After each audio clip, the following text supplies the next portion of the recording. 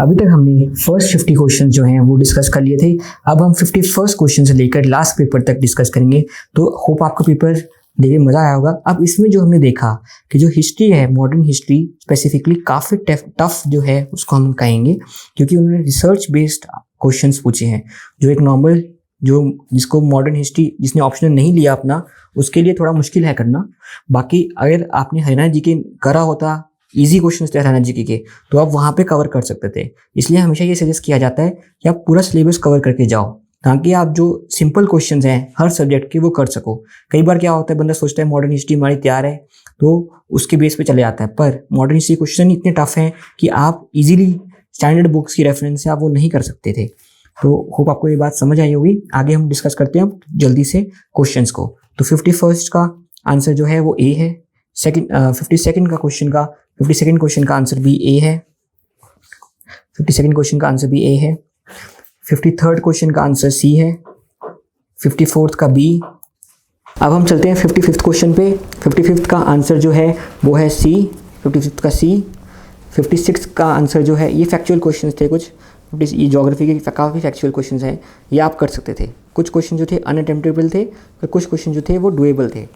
तो ये क्वेश्चंस कुछ, ये जो है ज्योग्राफी के कुछ क्वेश्चन जो थे डुएबल कैटेगरी में आते हैं। ये वाला भी डुएबल कैटेगरी में आता है। 58 का सी। 59 का ये क्वेश्चन थोड़ा सिंपल है पर ट्रिकी भी है।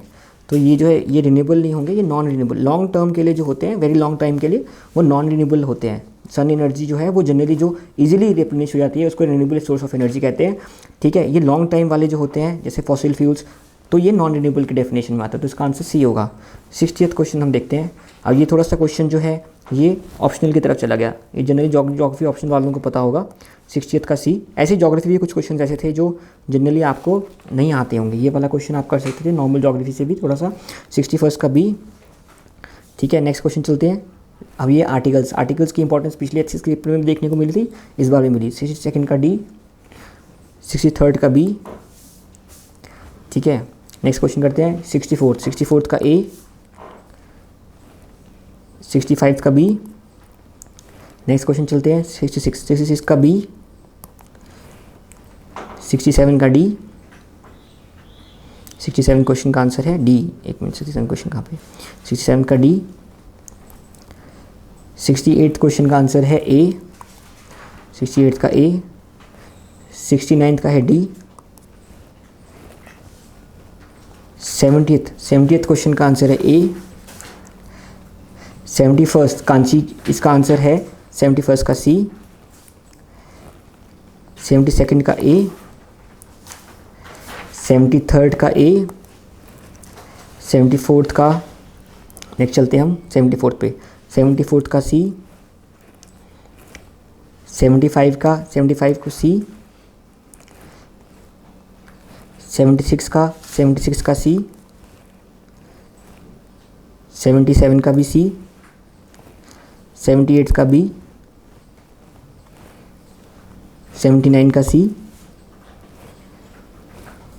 80th का बी। 81 का ए। 82 का बी। 83 का सी। 84 का ए। 85th का डी। 86 का ए। नेक्स्ट क्वेश्चन करते हैं हम 87th का भी ए। धम्मा वाला क्वेश्चन था जो, क्योंकि धम्मा और अशोका ने प्रोपोगेट की थी धम्मा जब वो कलिंग का युद्ध जीत चुके थे। तो ये 87th का ए है इसलिए। 88th का भी, ये अच्छा क्वेश्चन है। इसमें झिलमिली जो है आपने नहीं सुना होगा, बाकी जो है स्टैंडर्ड गोल्ड फील्ड्स है, नया वैली और सिंगरेनी। तो ये मैप से अगर आपको मैप याद है तो आप इजीली कर सकते हैं। ट्रॉम्बे बॉम्बे अगर आपको याद है तो कर सकते हैं। मुंद्रा गुजरात, ऐसे करके आपको कुछ अगर आपको नाम भी याद है तो आपको भी इसमें आपको एक भी क्वेश्चन ऑप्शन आती है तो आप ये क्वेश्चन कर सकते हैं। तो ये इसलिए इंपॉर्टेंट थे। 89 का बी हो गया। नेक्स्ट क्वेश्चन करते हैं हम 90th का बी है। 91st का डी है। ठीक है, 91st का डी। 92nd का ए हो गया। 93rd का सी हो गया। 93rd का सी हो गया। 94th का डी हो गया, रॉयल टैक्ट का। ठीक है, और 95th का, लेट्स सी, 95th का सी हो गया। 96 का ए हो गया। जो ये क्वेश्चन है काफ़ी वेरी वेरी टफ कैटेगरी में हम इसको देंगे, क्योंकि ये क्वेश्चन जो है जनरली ऐसे क्वेश्चन आने के चांस कम ही होते हैं कि स्पेसिफिक आपको पता आपके अंदर और ऐसे करके लाइन आए पूरी की पूरी, तो वो थोड़ा टफ होता है। जैसे इसमें राजस्थान नहीं था, इसका आंसर कानपुर था, इसलिए स्टेटमेंट गलत है। तो इसका आंसर जो होगा 1 statement right, 1 statement wrong, 1 is correct, statement 2 is incorrect आ जाएगा। इसलिए आपको ये समझने की कोशिश करिए। ये वंदे मातरम वाला काफ़ी न्यूज़ में चल रहा था जब अमित शाह जी वहाँ जाके आए थे, कोलकाता जाके आए थे, तो इसलिए ये क्वेश्चन आया हुआ है। पर ये लाइन स्पेसिफिकली ऐसा हुआ था कि 2 पैराग्राफ जो है उन्होंने गाने बंद कर दिए थे, 3 पैराग्राफ जो है लास्ट के वो कंटिन्यू गाते रहते थे। तो did not stop singing exactly कहना मुश्किल है, पर अब ये इंटरप्रिटेशन पे HPSC इसको क्या मानती है। तो अभी हम इसको ये मान के चल रहे हैं कि ये इनकरेक्ट है, ठीक है। Statement 1 is incorrect, did not stop singing in the legislative. तो इसका हम स्टॉप सिंगिंग मान रहे हैं, क्योंकि वो ऐसे ही अमित शाह जी ने कहा था कि उन्होंने पार्टीशन कर दी थी वंदे मातरम की, जो वो कोलकाता गए थे, ठीक है। ये थोड़ा सा डिस्प्यूटेड क्वेश्चन में आएगा, बाद में इसकी ऑब्जेक्शन भी फाइल करेंगे। देखते हैं पहले आंसर की में क्या आंसर आता है। 99 का आंसर सी, और 100 का आंसर जो है 100 का आंसर ए।